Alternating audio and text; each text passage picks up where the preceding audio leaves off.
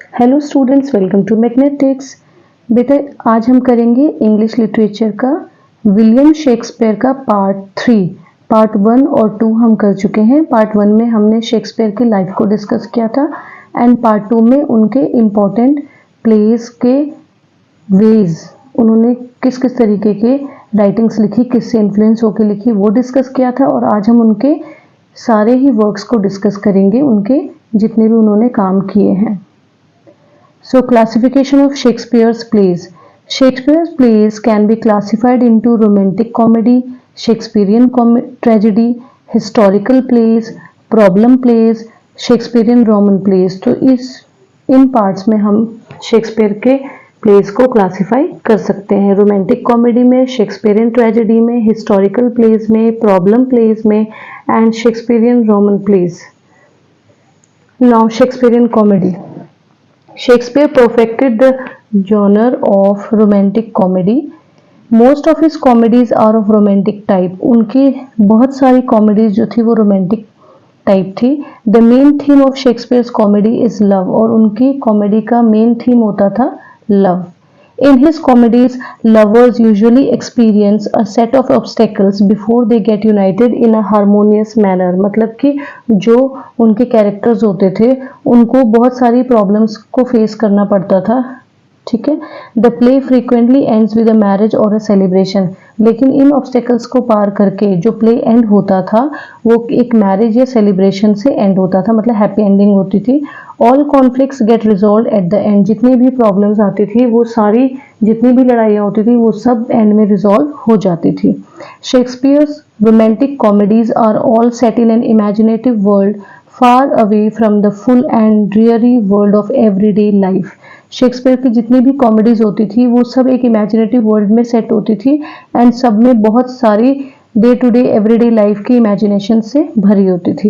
In most of Shakespeare's mature comedies there is always addition of a philosophical insight. और ज़्यादातर comedies में philosophical चीज़ें होती थी। Now works of Shakespearean comedy. कौन कौन से कॉमेडीज शेक्सपियर ने लिखी हैं?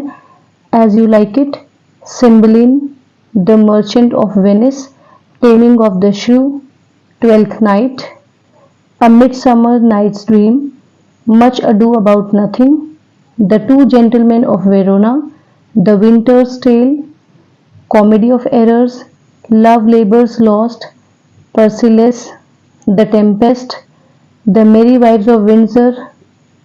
Now Shakespearean tragedy. Shakespearean tragedy is primarily concerned with one person, the tragic hero. उनकी जितने भी प्लेज होते थे, ट्रेजेडी प्लेज जो होते थे, उनमें एक ट्रैजिक हीरो जरूर होता था जो मेन कैरेक्टर होता था। The tragic hero is the person of high social estate. और वो हमेशा हाई सोशल एस्टेट का पर्सन होता था, जैसे किंग हो गया, ठीक है, जो भी सोसाइटी में हाई स्टेटस रखता होगा।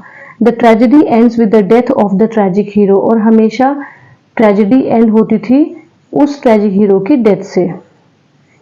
अब वर्क्स हैं उनकी, ट्रेजेडी वर्क्स हैं Romeo and Juliet, King Lear, Macbeth, Othello, Antony and Cleopatra, Julius Caesar, Coriolanus, Titus Andronicus, Hamlet, Timon of Athens.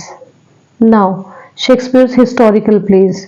Shakespeare's historical plays are related to mainly by offering representation of historical figures. उनके historical plays में basically historical figures का representation होता था and the creation of theatre out of historical events. और theatre में जितनी भी चीजें होती थी वो historical events से भरी हुई होती थी। Shakespeare's primary source for his history plays was Raphael Holinshed's Chronicles of England, Scotland and Ireland. So इनके जितने भी हिस्टोरिकल प्लेस थे उनका मेन सोर्स जो है समझा गया है वो है हॉलिनशेड्स क्रॉनिकल। ये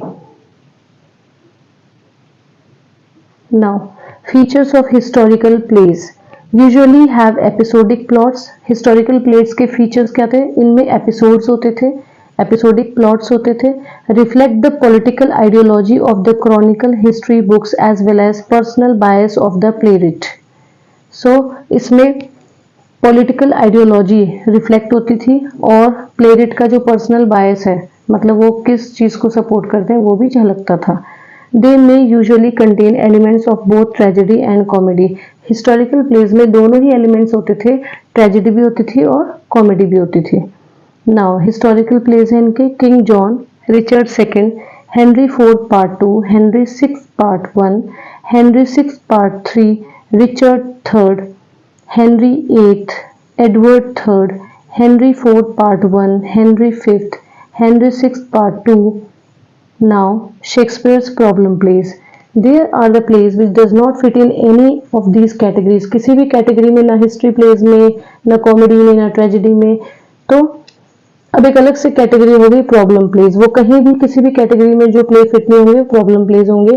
critic Frederick S Boas first used this term for dome of Shakespeare's plays in 1896.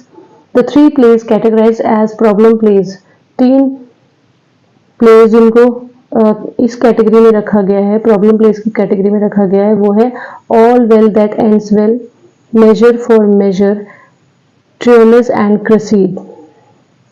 अब Shakespeare's Roman pledge.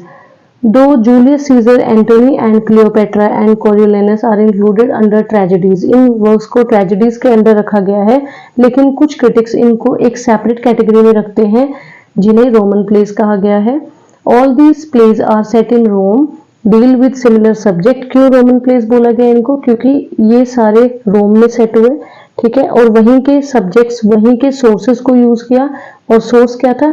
North translation of प्लूटार्स lives, ये इनका सोर्स था। Now features of Roman plays, they are all set in ancient Rome। ये पहला feature. Blood violence are important features, सबसे ज्यादा important ये दोनों फीचर्स होते थे रोमन प्लेज में। Suicide is depicted as important Roman custom, और सुसाइड मेन कस्टम वहां का माना जाता है। Now Shakespeare style of writing, लिखने का स्टाइल क्या था शेक्सपियर का? Right in iambic pentameter, mark punctuation at the end of this iambic pentameter में लिखते थे और एंड में पंक्चुएशन मार्क जरूर लगाते थे। ब्लैंक वर्ड्स यूज करते थे। राइमिंग कपलेट, बहुत सारे सीन्स को एंड करने के लिए राइमिंग कपलेट यूज करते थे। और ह्यूमर तो इनका की एलिमेंट था। सारे ही शेक्सपियर के जो प्लेस थे उसमें ह्यूमर उनका की एलिमेंट माना जाता है।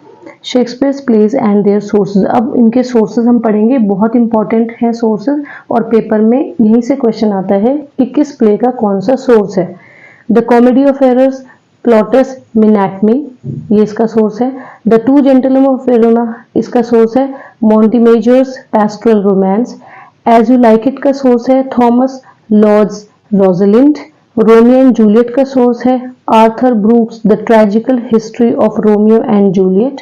Julius Caesar and other Roman plays का सोर्स है Thomas North's translation of Plutarch's Lives. Hamlet का सोर्स है सेक्सो ग्रामेटिकस।